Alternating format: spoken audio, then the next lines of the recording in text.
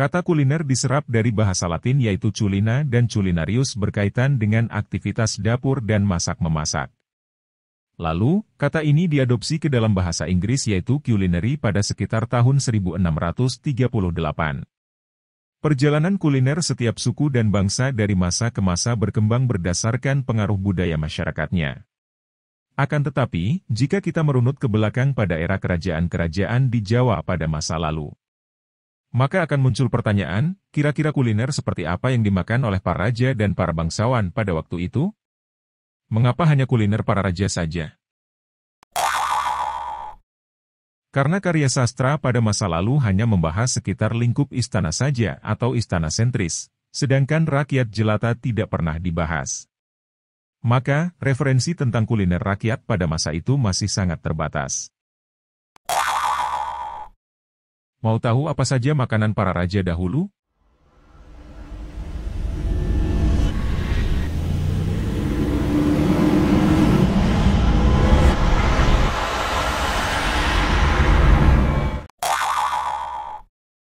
Untuk itu, mari kita simak video ini.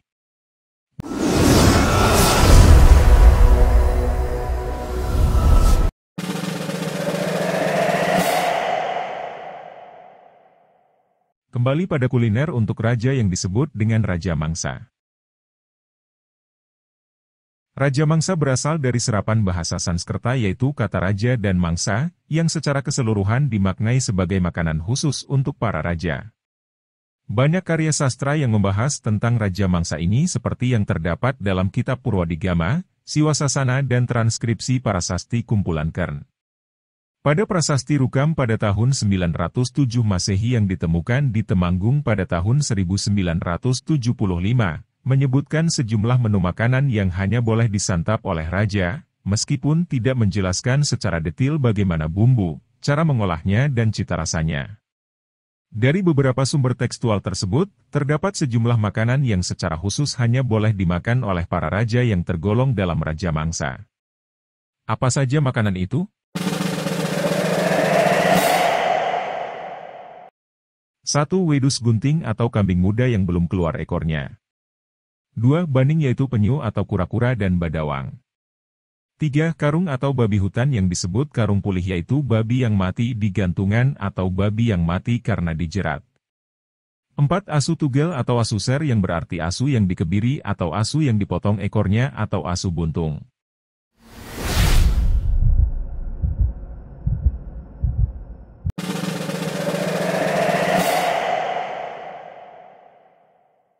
Selain prasasti dan karya sastra, kuliner untuk para raja ini juga terdapat pada relief Candi Borobudur yang berkenaan dengan kuliner pada masa itu yakni sekitar abad ke-9 Masehi.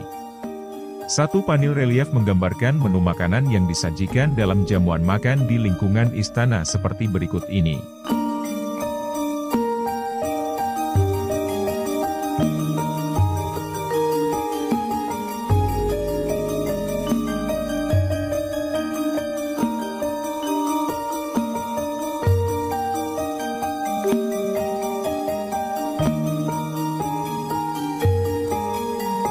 Aneka makanan yang disajikan tersebut terbagi dalam dua kategori. Pertama, makanan khusus untuk raja, keluarga dan aparat kerajaan. Kedua, kelompok makanan yang boleh dimakan oleh masyarakat umum atau rakyat jelata.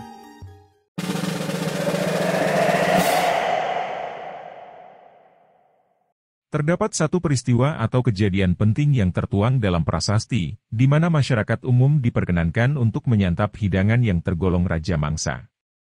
Peristiwa penting itu terkait dengan pemberian anugerah hak istimewa berupa sima atau swatantra atau perdikan.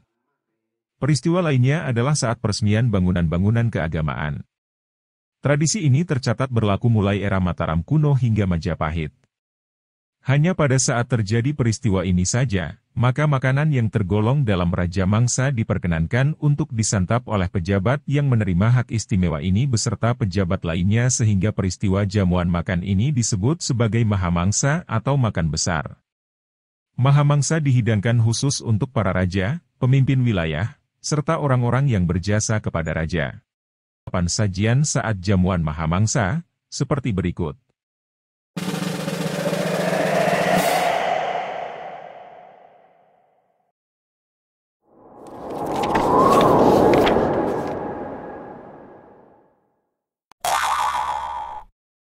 1. Tuak, kinca, dan legen. Saat jamuan yang jarang sekali diadakan ini, suasana hati raja sedang gembira sehingga minuman yang disajikan banyak melalui proses fermentasi sehingga mengandung alkohol seperti tuak, kinca, dan legen.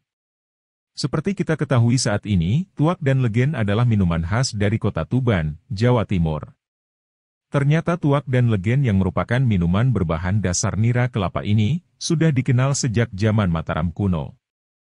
Sementara kinca yang jarang kita ketahui adalah minuman yang dibuat dari fermentasi sari asam Jawa. 2. Dodol duren atau dodol durian adalah salah satu sajian penutup saat jamuan Mahamangsa ini sejak era Mataram kuno. Dodol pada masa itu dibuat murni menggunakan bahan utama durian dan gula merah serta diolah secara tradisional.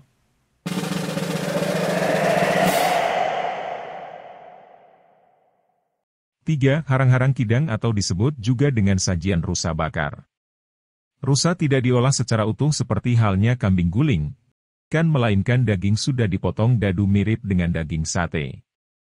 Tapi, daging rusa tidak disajikan menggunakan tusuk seperti sate, melainkan disajikan dalam nampan dengan tambahan irisan bawang mentah di atasnya.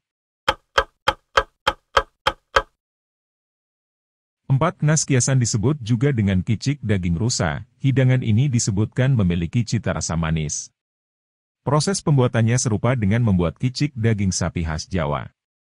Bumbu dan rempah yang digunakan untuk membuat knas kiasan yaitu bawang putih, ketumbar, gula merah, bawang merah, merica, garam, dan daun pepaya.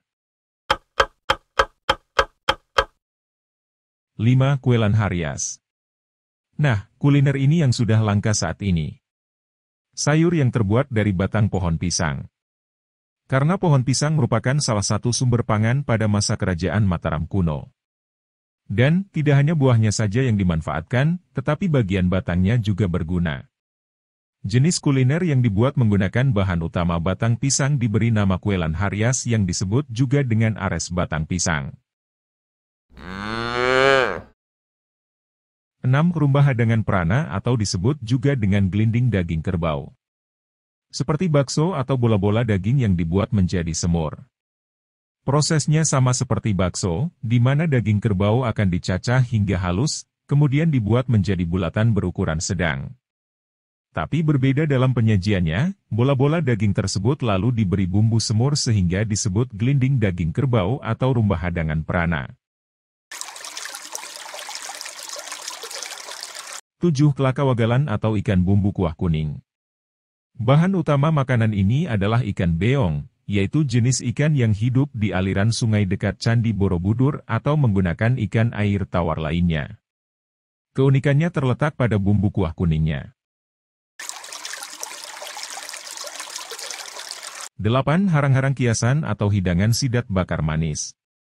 Sidat dan belut adalah hewan yang mudah ditemukan di sawah dan sungai pada masa kerajaan dahulu. Jika rakyat biasa mengolahnya dengan bumbu sederhana, maka pada jamuan Mahamangsa bumbu dan rempah yang digunakan untuk membuat sidat bakar manis cukup banyak seperti bawang putih, garam, gula merah, dan jeruk limau. Setelah diberi bumbu dengan cita rasa manis, kemudian belut dan sidat dibakar menggunakan arang.